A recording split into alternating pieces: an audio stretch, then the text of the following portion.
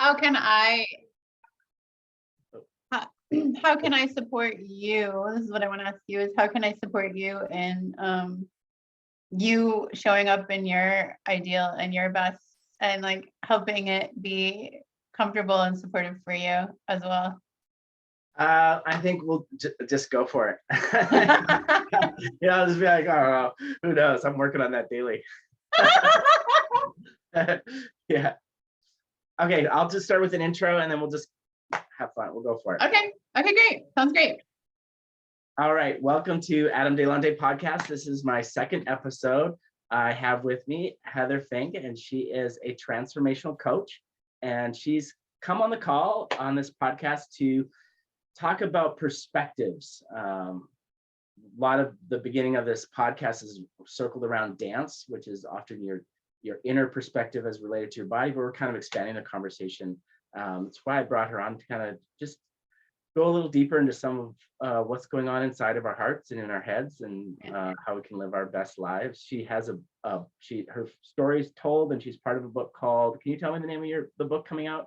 Yeah, the book is called Your True Power. Nice. Cool. The key to living an amazing life. Yeah. Nice. Give me the key. Right, exactly. And that's right. I think it's February 22nd is the launch date for the book. So the book has been launched. We actually achieved international bestseller status with our book already. Oh, nice. At the level in terms of a Kindle version and an ebook, it's already out there in the world, but nice. We're continuing to bring it into Audible and print version. And so, nice. So yeah, in February, we're gonna basically come back together. All the authors are gonna come back together and bring the conversation back, talk about what we've been up to since it launched, and basically keep it alive. And every time we get together, it's so awesome. So nice. We're excited. Yeah. Cool. So tell me a bit about your things you were telling me about earlier, is that how our perspective inhibits us, or how we can use our own perspective to get the love we want or get the life we want. Do you want to expand on that? Yeah. So, right. So our perspective is, right. It's like the lens that we're looking at life through. It's like if we're wearing a pair of glasses, and if they're rose colored or they're green colored, and then that's how we see the world, right? Is with this tint of rose or green. And all of us, right, when we grow up with our parents, that like helps shape our perspective of what's possible, and especially what's possible in love, and what's possible in the way of relating with another, and how it feels, and how it and in that, right, in that orienting to another, right, we our perspective is formed. But the thing that I like to say a lot, because it's clean and simple but really clear, is that the perspective that our parents had and raised us with is just one perspective. That it's not the way life is in itself. It's just one way of living life amidst an infinite amount of ways to live life. And so they showed us one way of loving, but it's not just that that's how love is, or that's all that's possible in love, and that we actually do have access to an infinite amount of and styles and types and kinds of ways to show up in love. Yeah. And I imagine, like, our perspective, I mean, it's like, who cares your perspective if everything's great? It's only when it's our perspective shows us that, we have a perspective that, whatever that, my life is bad, or life is horrible, or people are bad, or people are horrible, or all the negative perspectives we could have about ourselves that bring us pain. Imagine that's what really makes people go, oh shit. Yeah. Is this changeable? Yeah. Is this changeable? Yeah. Is it changeable? And often it feels like it's not. Right. imagine leads to, my own personal life, I could relate to that. My own truth is like it leads to despair, or, and feeling trapped, and people feeling stuck, and like, oh my God, what am I going to do? I can't, how am I going to move forward? So I guess that's being a transformational coach. How does one move forward, or how does one change perspective? Yeah. So the first thing that comes when you ask me that is that a big piece of it is becoming conscious of what we're unconscious of. Right? Because so like when I started talking about perspective, it's like if we don't realize that we're in a box, then how do we know that we're meant to move out of it or beyond the walls, right? So it's like orienting to what has been running in the background that we've not been aware of. So bringing the unconscious and what we've been unaware of to the forefront, shining a light, even developing the tools and the capacity to be able to see and look at what we might have been, right, most likely hiding from. I mean, if we aren't seeing it, it's, there's coping mechanisms. There's a reason why we've been avoiding it, So helping people turn around and look at what they're hiding from or avoiding or silencing. So that's like one of the very first essential pieces. Mm-hmm. Yeah. I think of it too. Like I've heard the phrase, like pain is a gift. It's like I could, like when you feel that pain or you feel that perspective, like I'm in pain, or it's like the red alarms are going off. That seems to be like, that's the first alert that makes it go, okay, now it's time to turn around and look at that. And it's hard, especially if we think that there's nothing to be done about it. Mm-hmm. It's really hard to look at it, right? Or if we're projecting it out and be like, oh, that person did this person did that, or right. I'm awkward, I'm just awkward, I'm just weird, like I'm not, I don't do those kind of things, or whatever it is. But like you're saying, take that as a perspective, and now it's something that's externalized a bit that we could start to look at. Right. And the pain is a gift. The pain is information. The pain is pointing you. It's literally pointing you to, it's like pointing you to the lie. Mm-hmm. There's a reason why it hurts, right? And another thing about perspective is that a lot of us have been conditioned to believe that it's supposed to hurt, and that life hurts, and that it's relationships hurt and love hurts. And so when it hurts, we kind of just, oh yeah, this is how it's supposed to be. But it's really like a directional hand raise to be like, hey, look, like the alarms are going off because this hurts, because you're actually going along with a lie. You're going along with a false perspective. It hurts for a reason, and it's to get our attention that something needs to shift, that we are not living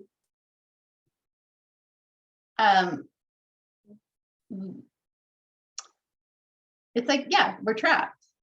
Mm-hmm. We're trapped, and it hurts. It's like we're locked away, and it's painful. Mm-hmm. It's true. It's information of like kind of knocking on your door. Yeah. And so that, like, if people can hear and receive that, literally we're never stuck. Mm-hmm. We're never ever stuck. What does that mean? Like, because some people like, they feel real stuck. What do you mean? Like when you say you're never stuck, what does that mean? Yeah, I mean, I've felt stuck. I've felt stuck from the beginning of my life. I felt stuck. Like, I know what it is to feel stuck. And I know what it is to feel like that's just how life is, and there's no way to change it, and to feel totally stuck. So, and when we think that, then we are stuck. But the truth behind that perspective is that, oops, my video, hold on. Luckily, if I stop the video and start it, it's so much energy, so much was coming through the screen, too much coming through the wires there. It's like, It was doing this earlier in the session. I thought if I restarted my computer, it would stop, but here we are. All right. So in terms of being stuck, if we believe we're stuck, we're stuck. The truth behind that is that we're never stuck. We are infinite beings. We are divine beings. We are not limited in the ways that our mind thinks we're limited. We've just been conditioned to think that way. That's it. That's it. It's like the Neo in the in the Matrix. It's like, is that air you're breathing? You know, it's like, oh, it is. Wait, is that air I'm breathing? Or, and this is like, am I really stuck? Yeah. I even find that too, like when all this, and if people are wondering, like, this relates to life, but you could take this and relate it to dancing too, because you're often, when you're dancing, you're stuck, and dancing is just life. And it's like, just that part of like, when you telling yourself that story, I kind of like, oh, I lost my train of thought there. My dancing. program is like, you're going too far. But yeah, it's that thing of, I know I was gonna say, it's I found too, where you can go, I'm stuck, and you say, wait a minute, what if I just tell myself right now, whatever it is, I'm grateful, or like, I'm actually happy. That was another, I sometimes will do that. I'm like, what if I just said, I'm happy right now? Well, I'm happy.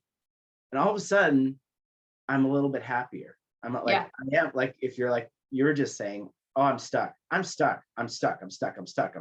soon you're like, damn, I'm really stuck. You know, oh like, my God. Yeah. You know? Yeah. So and when everyone around you believes they're stuck too. I'm like, oh, you're so stuck. Like, then it's like, gosh, totally. It's reinforced. And then there's the part of you that's just like, but am I? But then everyone around you is like, oh, totally. And you're like, you know. Yeah. Yeah, we reinforce each other's stories. And I like the same thing as when you tell people your story, you can be like, oh, this person did this and they were like this to me and da da da, and everyone's like, oh, totally, you know, it's totally was like that for you. Or if you switch and go, I was to blame, it was me. Oh, totally. You know, like, it's like we reinforce that coding or that story, that perspective, reinforcing this perspective. Exactly. And so you were talking about authenticity before. Yes.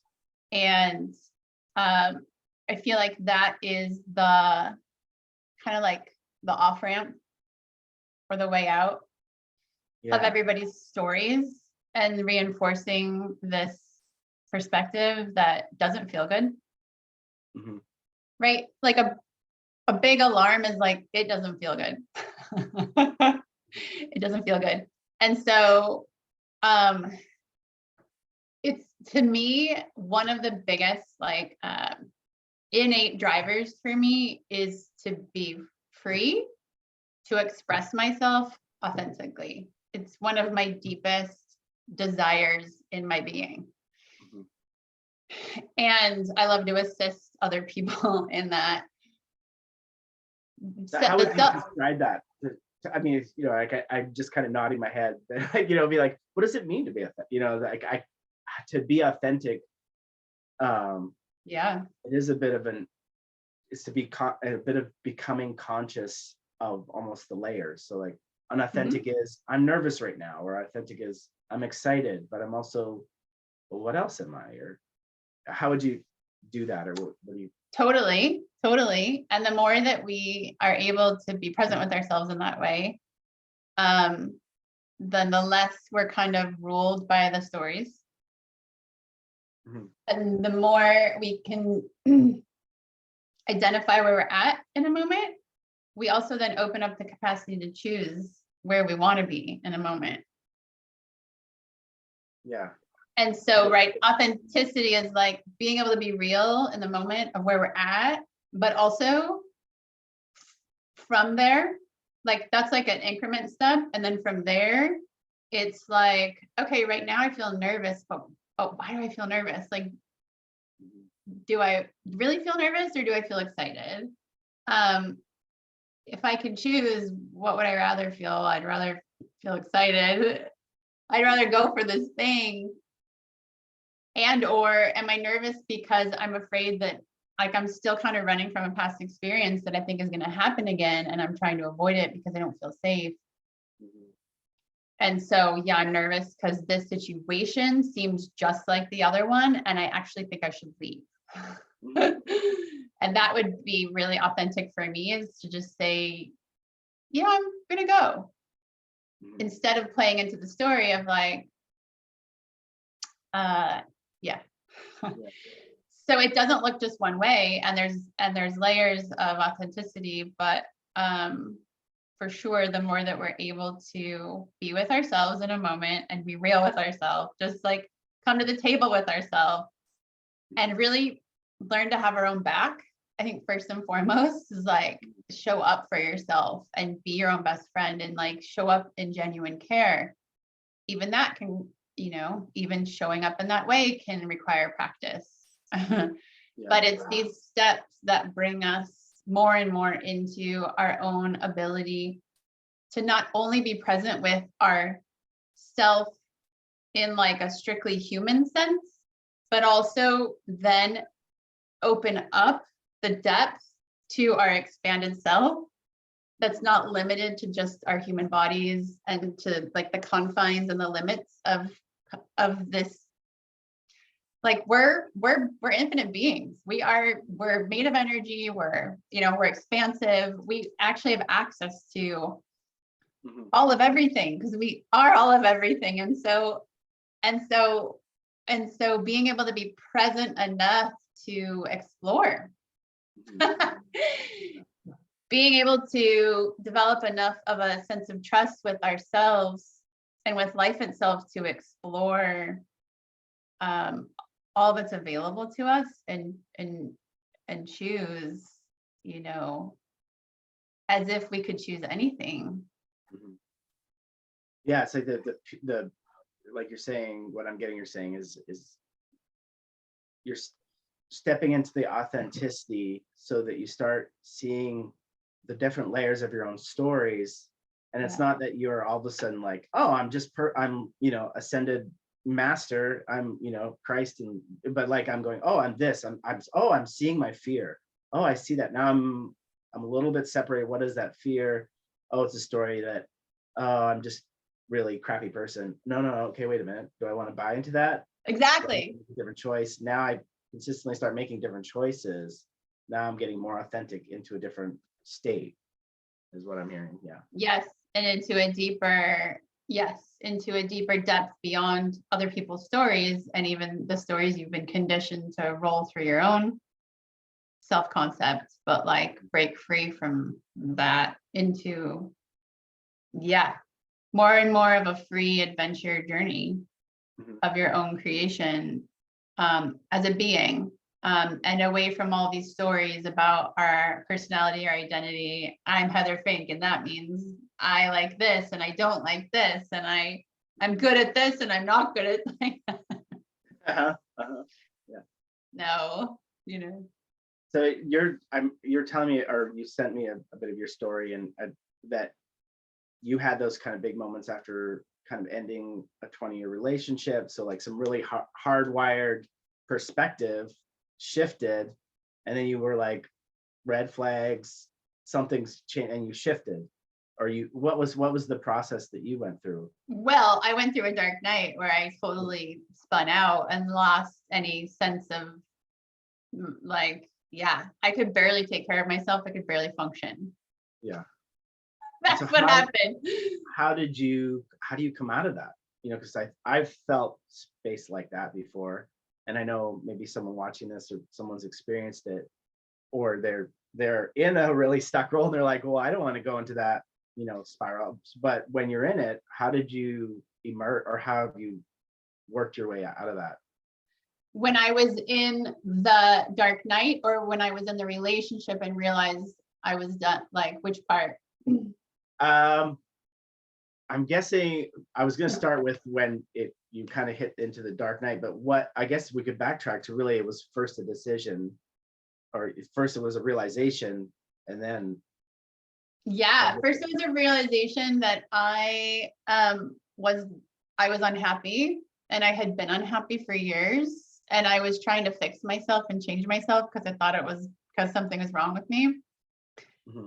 But then after trying to do that for so many years, I just got to a point where I was just done, and I couldn't show up in that relationship in the same way anymore, with the same level of commitment, with the same kind of offering and giving to this person, to this relationship. I just said, I'm done. I had built up enough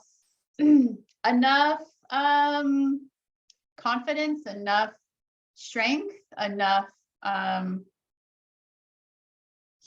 I had built a fairly strong foundation for myself of doing a lot of self-growth up to that point. And it felt like I was ready to just move forward. And I didn't know what was going to happen, but I knew that I was just done with where I was at.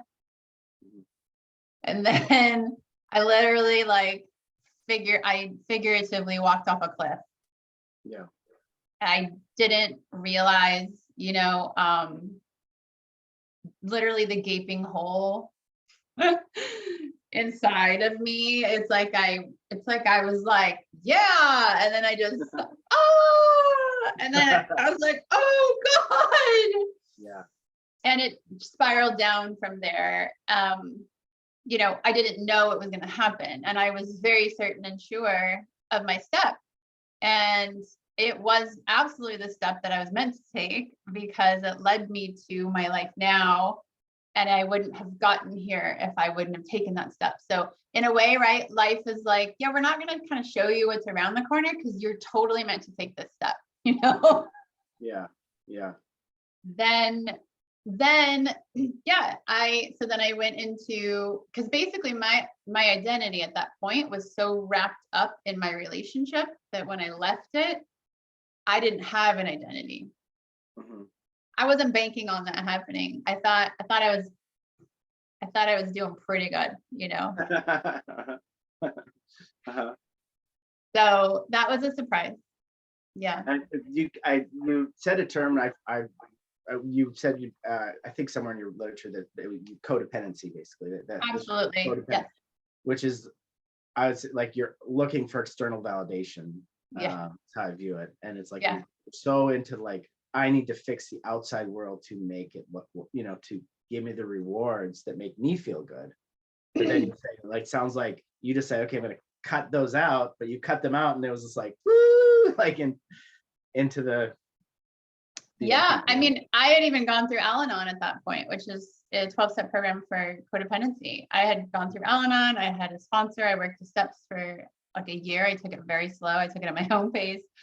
I did Al-Anon for 3 years, and I felt like I said, I felt a sense of solidness that allowed me to take that step forward. And then I didn't realize, though, that I was still so reliant on that relationship. I also didn't expect it to change the way it did, because we were family.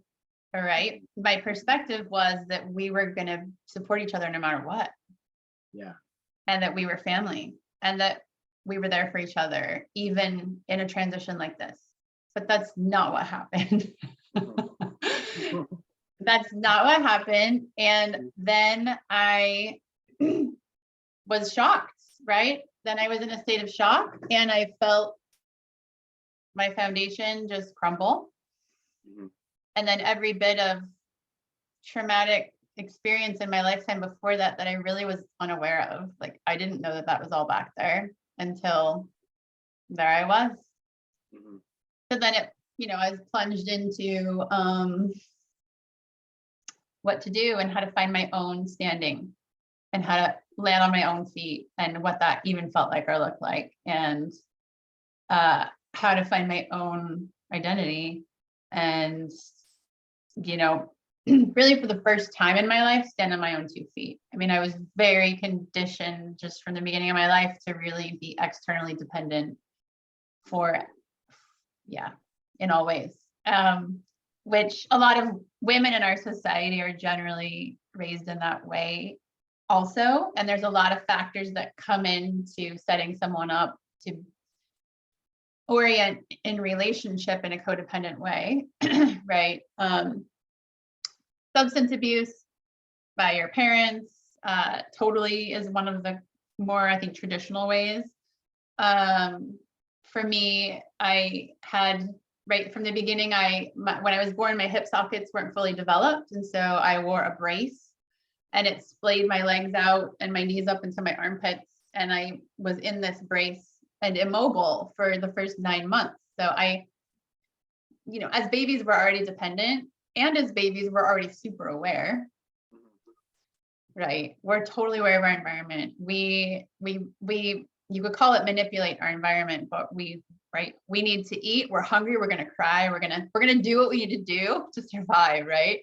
Yeah. Part of my survival was, I couldn't move. I couldn't crawl. I couldn't move towards or away from anything. So there was this part of that was me beginning to learn to subdue my own impulses, which is a huge thing for me, for anyone. So there I was, like, feeling trapped, being immobile, having an impulse to move towards, move away, roll over, stretch my leg, do all of the exploration that babies do. And I couldn't. So that was very confining. And then my mother at that time in her life still hadn't really experienced unconditional love in her life. And so here I was, and it was her opportunity to really soak that in and soak it up. And in that way, though, she fed off of me. And we've talked about it. We've totally healed this.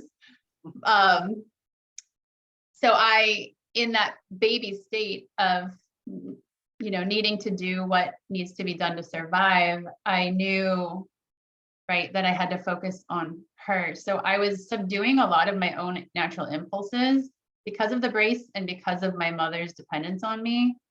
I was doing whatever needed to be done for her to take care of me. So this orientation externally for me started in that way. And then there was other factors that kept it going throughout my. It's sort of like your authentic nature was not getting results. You're right. Something in you went, oh, we gotta, ego started to develop, perspective started to develop, say, okay, we gotta do this differently. Exactly. We started getting like a reward response of like, okay, we gotta do this, we gotta do it that way, because the authentic way is not working. I don't have the room to be authentic here. yeah, we gotta figure this out. There's no room for error. This is my survival, all hands on deck. Like, authenticity, no. So I imagine this kind of goes then to the dark night, because then it's like yourself, that's your personality or whatever, that is your perspective, right? Basically being like, we're gonna die here. Like, you're now saying be authentic, but like authentic did not work. And here, go ahead. And here I was being authentic, saying, I'm not happy in this relationship. I can't do it anymore. I don't know what I want, but I know I don't want it like this anymore. And then my life, I feel like, falls apart. I feel like it's my fault, right? For saying what I want, for being real, for being authentic. Yeah. And that, honestly, the guilt that I felt for standing up and being authentic and speaking from my heart, right? And just kind of being brave and just like, I can't do this after 20 years, right? Yeah. So the guilt of that is what totally nailed me the hardest, and it's what spiraled me down and kept me down. Guilt is so gnarly. It is so powerful. Yeah. And whew, because I thought I made the wrong choice. I thought I messed up my life. I made the wrong choice. This is why I was with someone who I thought was so capable, and I fucked it up. And now I'm, without this dependence on another person, and I screwed it up. Yeah. So it all just came. That's such a human. I feel like that's a major human dilemma. That's very private, often super private, where it's like, oh my gosh, I really want to be authentic. I really like my heart, my soul is like saying, this is me. But I know there's a really big risk. There's a really bad, like, I feel like, man, if I'm really this way, almost to your being a baby, it means I'm probably going to die. Right. Or it just means like, people don't love me, my job doesn't, like all these things that are survival or even that we think we're thriving in, like you said, 20 years, we had a solid relationship because you're probably, inauthentic, but like really doing what was giving a reward. Now it's like, be authentic, but the risk is too big. You got it. So many times the risk is too big. It's too big, too big, too big. But then I guess as, like, what do we do there? How do we go? What do you do when you go, okay, because really, I think on the other end, the authentic self is the greater, like that life, we know maybe in our head, that life has got it. Must be the best life. That must be the really great life, being in that power, being your true power. Yep.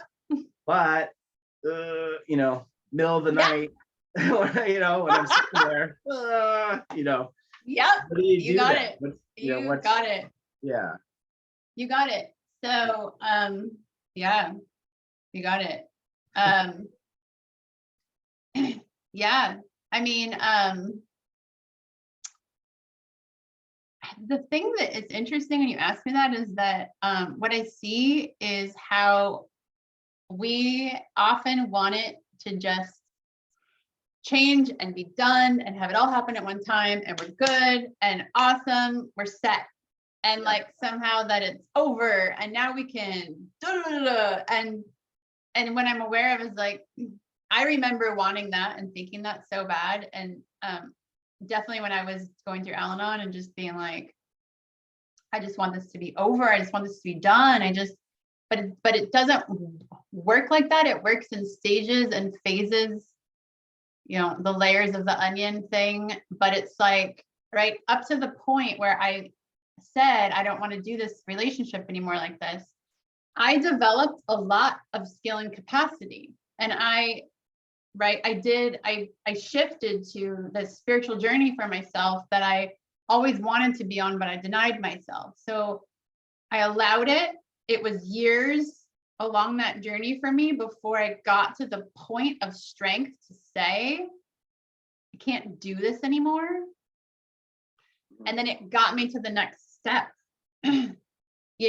Not everyone who goes through that choice point is going to then go into a dark night. But I did, and it got me there. But that was essential in my journey. It needed to happen because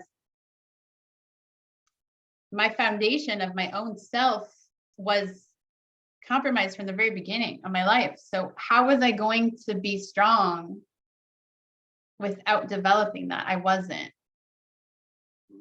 So that was my next step. And I couldn't know what it was until I took the step, and then here it comes. And then I was determined to find the help that I required. Right. That's another thing about pain, is that it's a motivator. Is right. You're there, you're in the situation, you have no luxury to put it off until next week or next month. It's right now. Yeah. And so I started looking for help that I'd never had to have before, because it was a necessity. Life is guiding me to the next step. Right.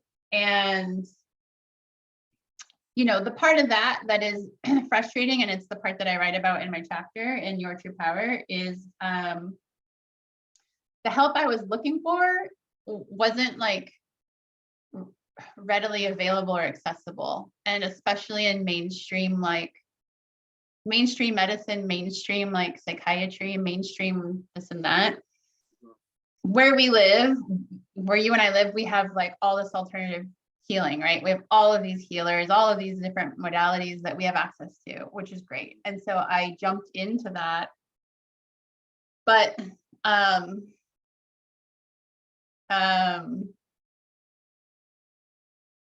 it's like I was really forced to be on a journey of coming back to myself, and I was trying to find the answer outside. And that's what my chapter is about, is I am the answer.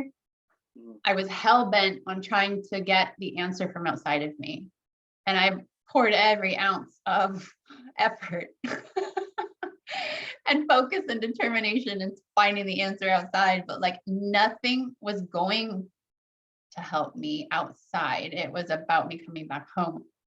But what I write about in the chapter is that in this search of finding solutions, like, I got to a point where I wasn't sleeping hardly at all. And my mom and my friend were very concerned that I was going to have a psychotic break. And here's these people who care about me, and they're saying they're really concerned. And I mean, I wasn't in a place to feel like I could make very good choices about my state, So they asked me if I would go to the psych ward. They asked me, and I said, okay, I'll try it, I guess. And I went to the hospital to do the whole admittance process, and I get in there, and I write about this in my chapter. I get all the way in there to the meeting to speak to the doctor, and we're in there, my mom and I, and we're talking, and this woman outside in the hallway at the door's shut, but she's screaming, and she's screaming like a classic, like, crazy scream, like, I'm not going to do it, but like someone's trapped in a well, and it's like, and I was like, holy shit, and they pull her away, but all of that hubbub happens, and I ask, am I going to be in with women like that? And he says, oh yes. I was like, that's not going to help me. That is not the place where I am going to be supported or helped or assisted. And my mom's just like, oh no. And he said, that's the best place that we have for people in your situation. And my mom and I just looked at each other like, are you fucking kidding me? This is the support that we have in our culture for people who are going through a dark night, who are finding themselves in a way that they never did, but now's the opportunity. It's an opportunity. Yeah. It's an opening to more in your life. And we need to be able to support each other through that in a way that doesn't label us as crazy, that doesn't make us, dependent on pharmaceuticals, that doesn't just bring us into the whole medical industry to twist it into something other than what it actually is. And so for me, during that point, when we left the hospital and we were like, what the hell do we do now? And that I had known that I wanted to work with Kim Lincoln for a year. I had known I wanted to work with her at some point, and I didn't know when. Can you let everyone know who Kim Lincoln is in case people don't know? So Kim Lincoln, she did live in our area, but she just moved. But she, what does she call herself? She's a very skilled, experienced practitioner with over 30 years of her own personal journey and study and teaching. And she's a very humble but powerful being who really offers what is so rarely offered. I feel like it is unfortunately so hard to find. And I am honored to have had her help to still be studying with her since then. And to, I am on the journey of learning what she offers and does so that I can do it. I already bring it into my work, but in a much deeper way. I'm studying with her right now to be a practitioner of her work. And it absolutely changed my life. And it was at that moment where I was like this, I reached out to her in that moment. And Kim works with people at that choice point, at that point of dark night, at that point of breaking through, that depth of, I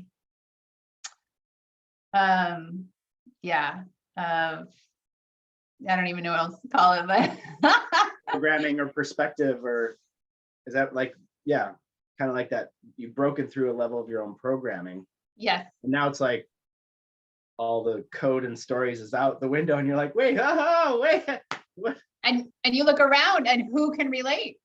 Yeah, because everyone is potentially in the program, or I think you said about once that you could look in someone's eyes when you were in that hard space and there was a recognition. Because they thought, I knew that most people could not relate to me at all. Yeah. And I could tell when they were looking at me and they saw me, and I was like, to be seen is such a huge thing for us, right? But then to be seen when we're on the other side of all that programming is like a lifeline, And so then, right, me deepening into being able to see myself and being mirrored by people who have been there and being in community, in Kim's community in particular, of being in that journey of what's beyond that. So that helped me a lot. And it's interesting because all of the work I had done, all the work I had done prior to the dark night, once I was in the dark night and all of that trauma came up, it was all inaccessible. And I was dumbfounded. It's just like, I can't grasp onto any of the tools that I know I have. Like, I have a stockpile and because trauma. So yeah. Yeah, that was the depths. That was the depth. Yeah. And then, so what was what was the work, what brought you out? What were the things, like when you're kind of in the depths of your dark night, what brought you out of that to the place of authenticity? What do you feel is just the parts that brought you out? Yeah. Call it that. One of the biggest turning points that I actually write about I wrote a chapter in one of Kim's books that she hasn't published yet, but it's about it's in our own words, it's in her students' words of their experience of transformation and doing her work. Is I was in the spin, just barely coping, and I was in a program at that point. She was a guest teacher in the program. She shows up and Kim does a lot of practicing. Whoever wants to practice, whoever wants to work, volunteers to work. So she worked with me, and what she did was she helped me embody the charge. So in my life prior to that experience, I had been in this pattern, right, of not being authentic, right? Not embodying my life force, not allowing that to flow through me, really stopping it, holding it back, managing it, controlling it, snuffing it. And it only got more and more intense, right, when I was trying to find my own sense of self, but I was trying to push away embodying myself. So it was just like this heightened thing, because it was this struggle and trying to avoid what needed to happen. Here I am still trying to find the answer outside, but it's here. But I'm avoiding this because I'm scared of it, because I think it's going to kill me, because it means I don't get to be a part of community, right? I don't get to be loved. I don't get to be in deep relationship. I can't be me. It goes all the way back to when I was little, of like, I cannot do that. Yeah. That's not an option for me. And if that's what's needed, I am totally screwed. Right? So she helped me embody that charge that wanted to come through me, that I've been fighting my entire life.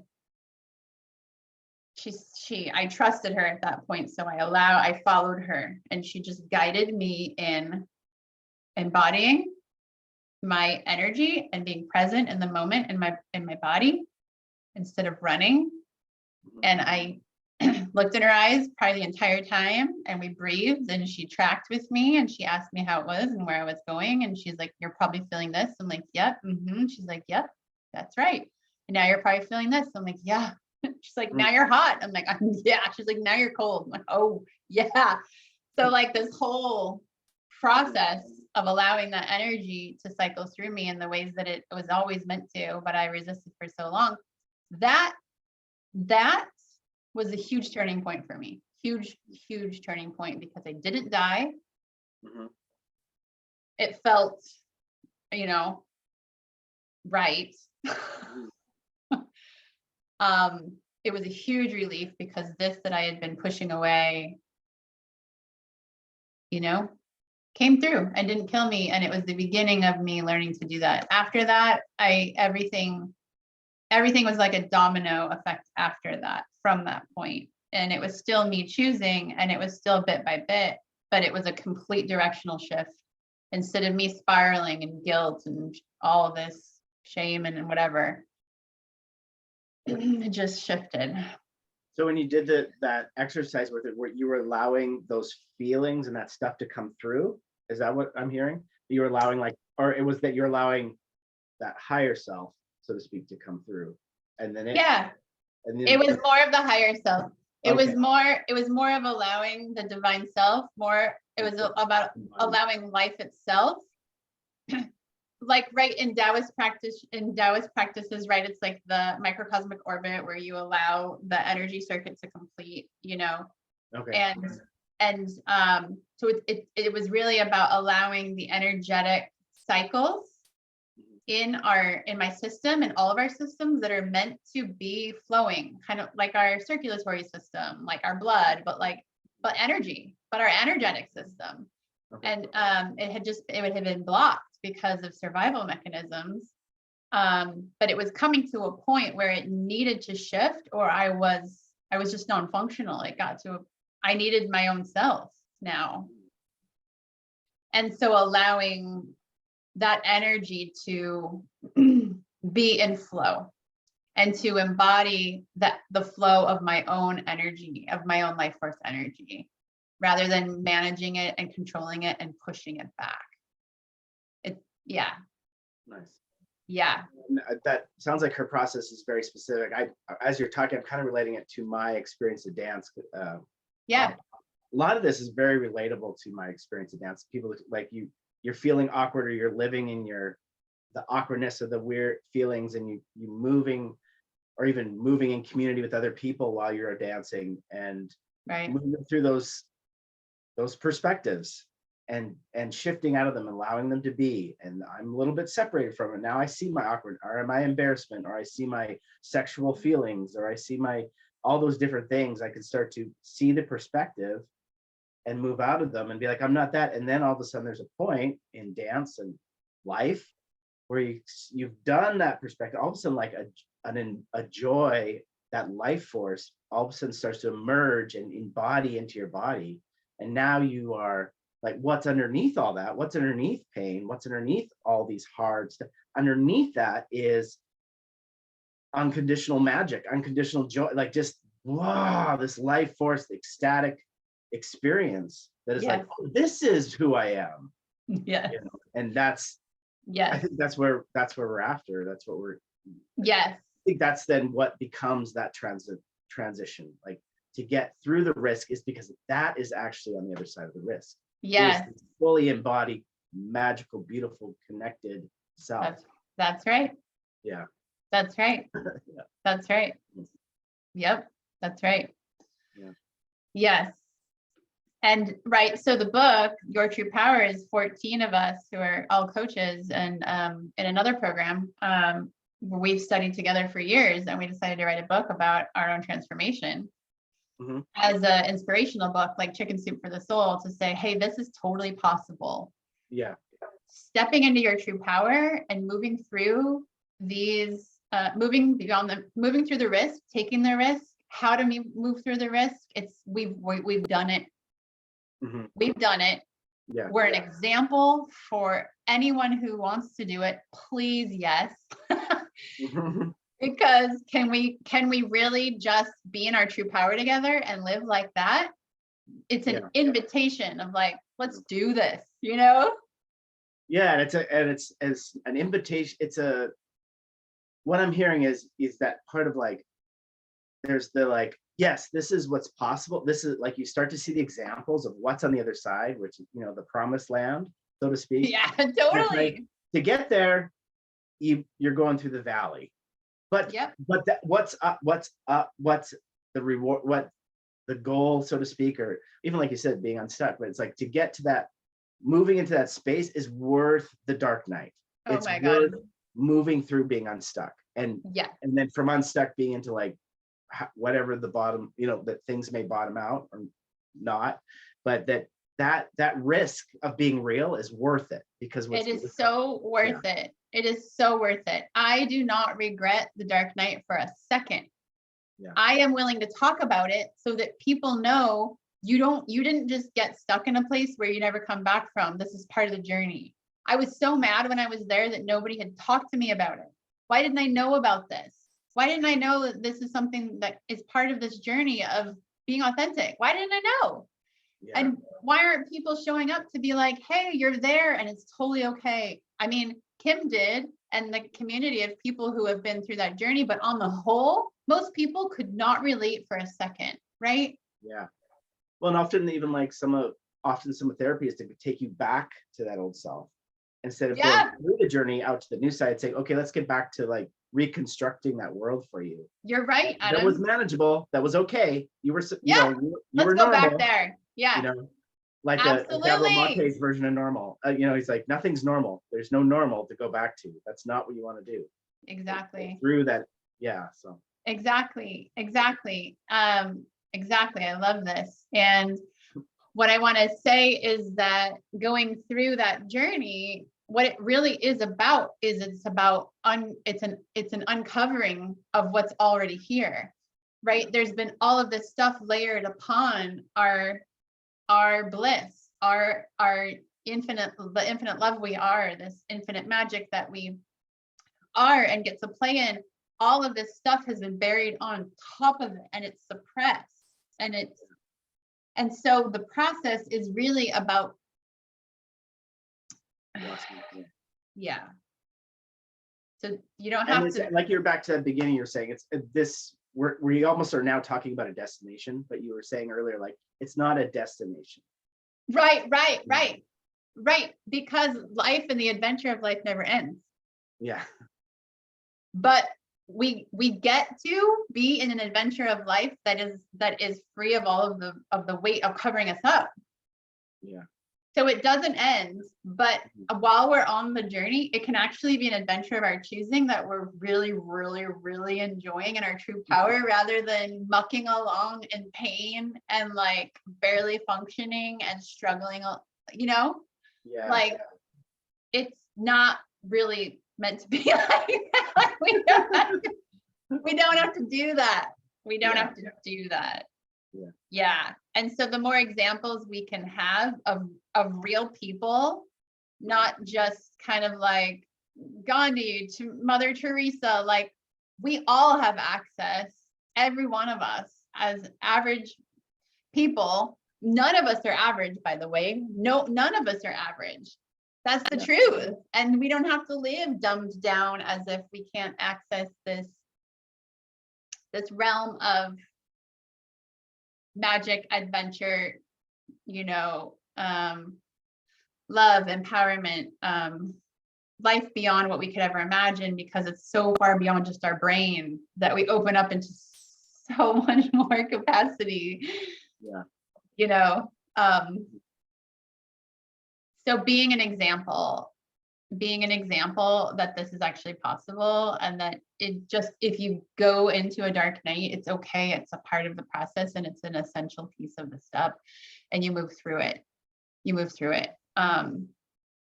And so the more people who get trained and offer things like Gabor, like Kim, and all of us who study with Kim, and all of the practitioners and people who are showing up in this way, is totally shifting, our species and the planet. And it's exciting. By taking it on ourselves, it's like by first being authentic and telling the truth to ourselves in the moment to moment, this moment, the truth. Not sugarcoat, not like something, that it's not true that I'm this way or that way, but what is actually true for me.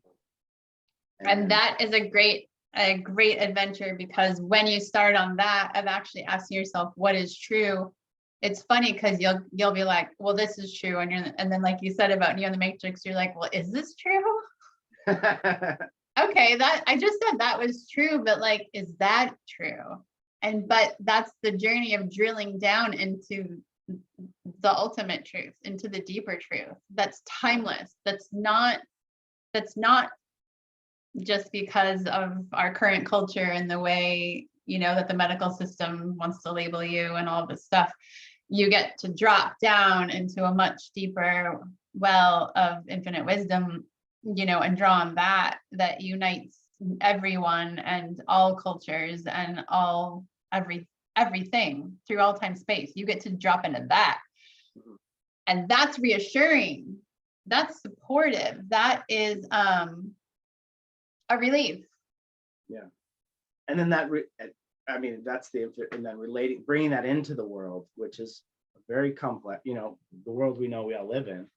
That's the other part, is like how you then bring that, instead of a personal truth, and becomes a private truth. That's like, oh, I'm amazing, but then I'm going to go to work. I love it. But be like, okay, how does this truth start to live more whole?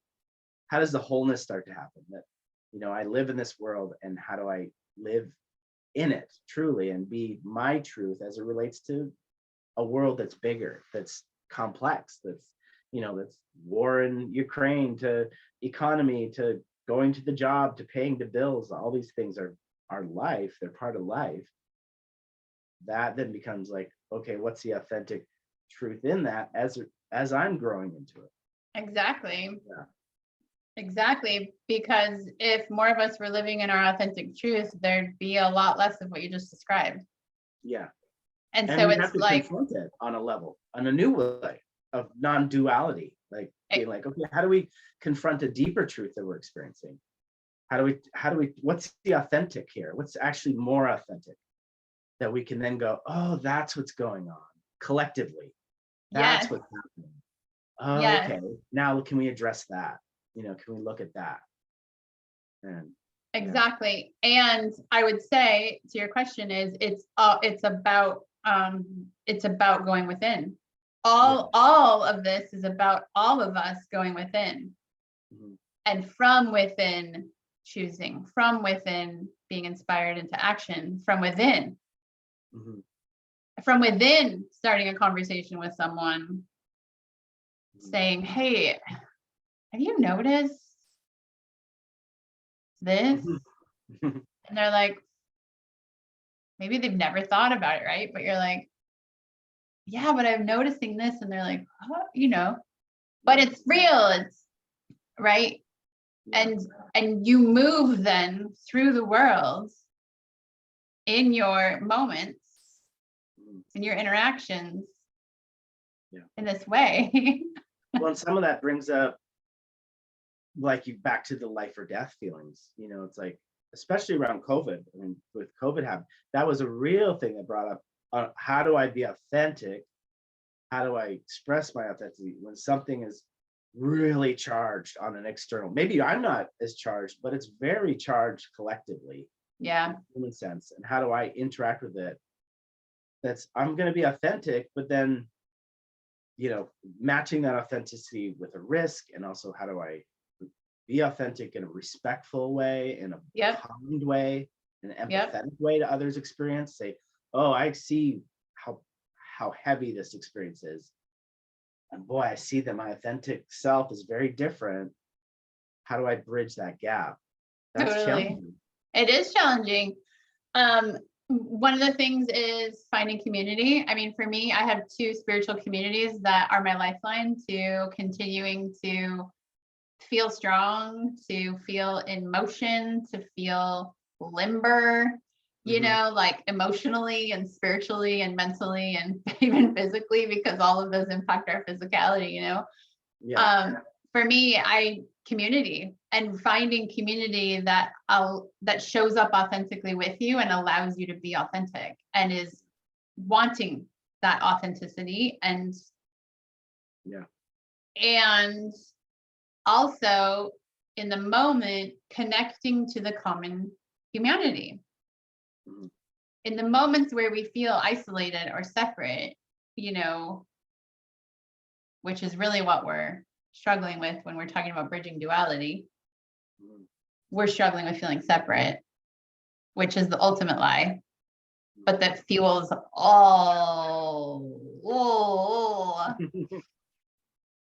So we're not separate. And the more that we can deepen that knowing and then relate to each other from that truth, you know, I always come back to our common humanity, because people can get in their heads and they can argue a point and they can be divisive and all of this stuff that throughout history, like we've seen this repeat endlessly. We know the game, right?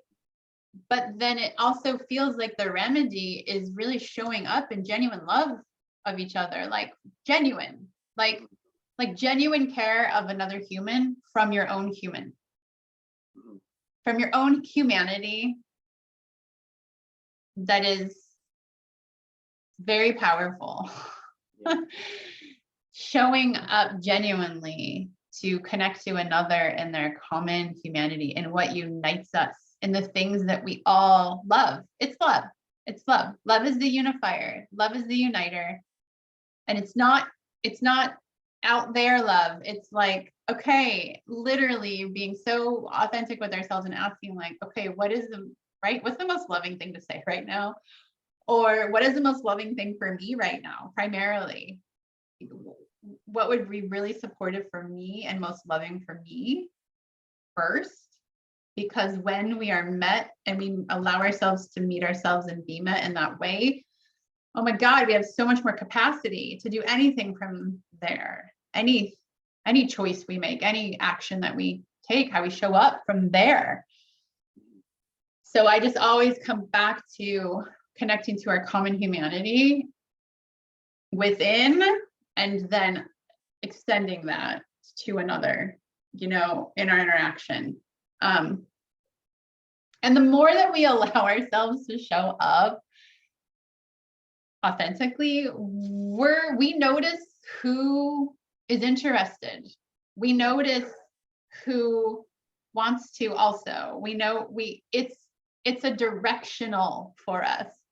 Allowing ourselves to be authentic becomes a directional navigational tool to see being authentic, like authentic. Oh, I'm feeling this way. I'm going to be authentic with what's true to me. I'm feeling this way. Or I'm experiencing this experience. I'm going to say this is my authentic feeling, and then I'm going to kind of digest it and look at it as my. I feel like that's often happen when you go, oh, I'm just going to be responsible for my feeling.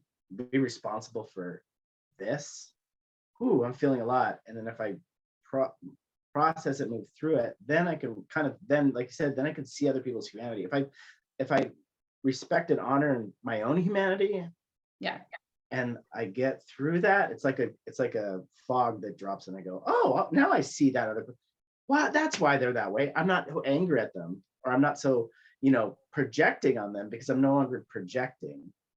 And then I could see, oh, that's why they are, because they're dealing maybe not the same things I'm dealing with, but they're dealing with their human experience. Right. And that would cause them to react and act certain ways that I disagree with on a level. But I can go, oh, okay, I can have some empathy. I can have some acceptance. Okay, now I see it a little deeper, because I'm seeing my own perspective. Like you said, I'm looking at my own perspective.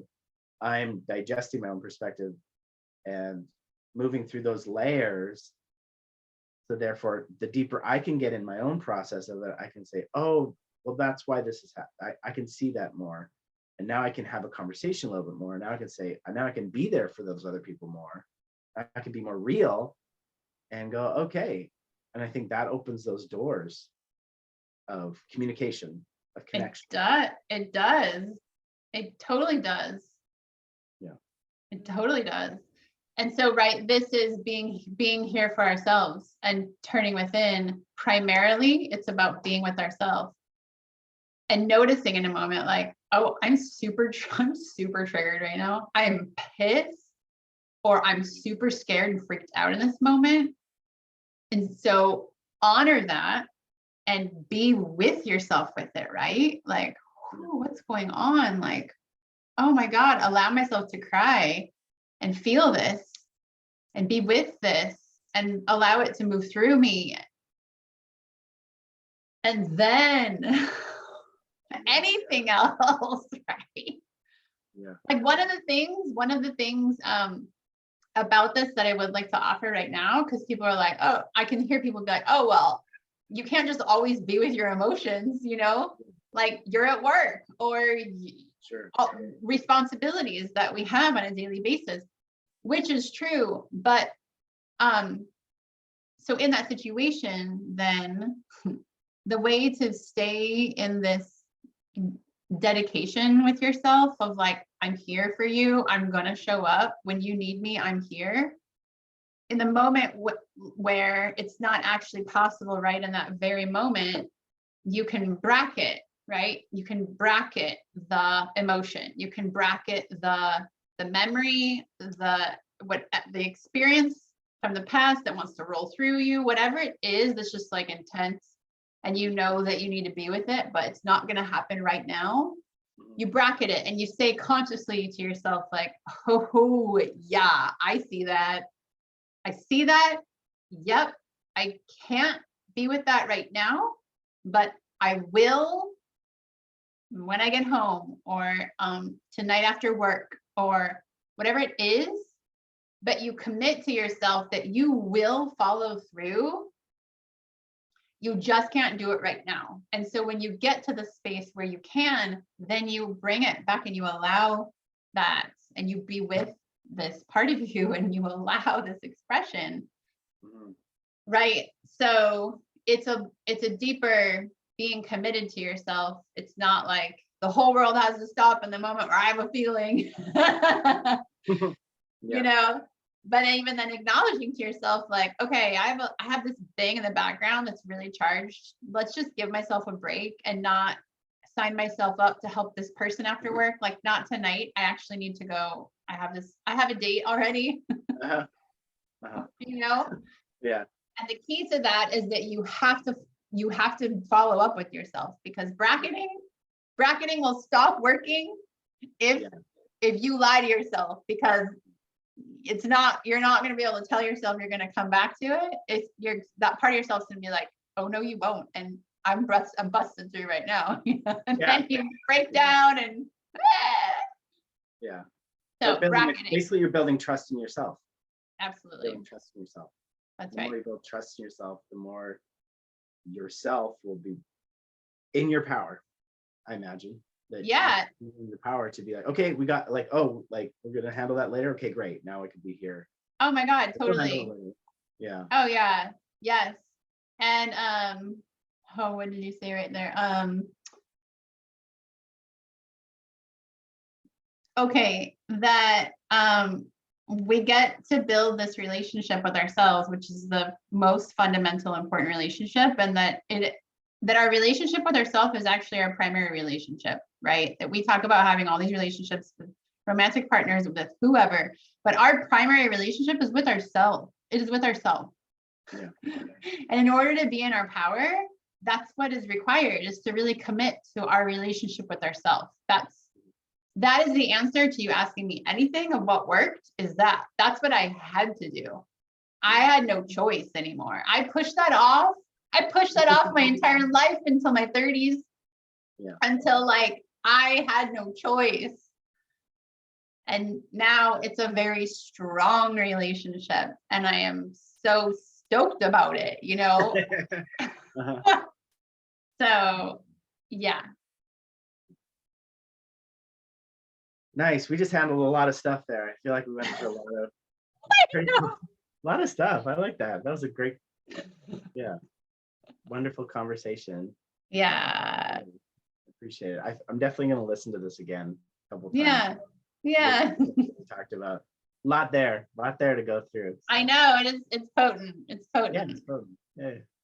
Yeah. Any last words you'd love to share or anything you want to let us know? Let's see. I would love for anyone who might be interested in contacting me to follow up with me at my website. heatherannfink.com.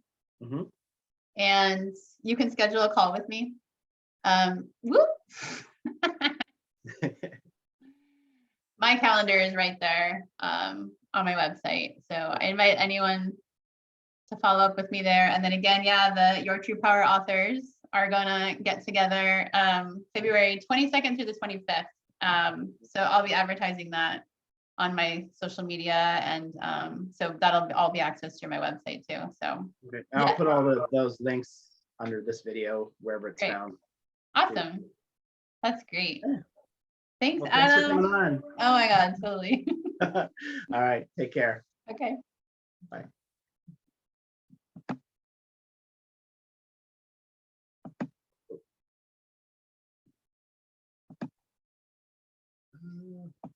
Oh. And I'm just shutting off the video or the recording. So fun.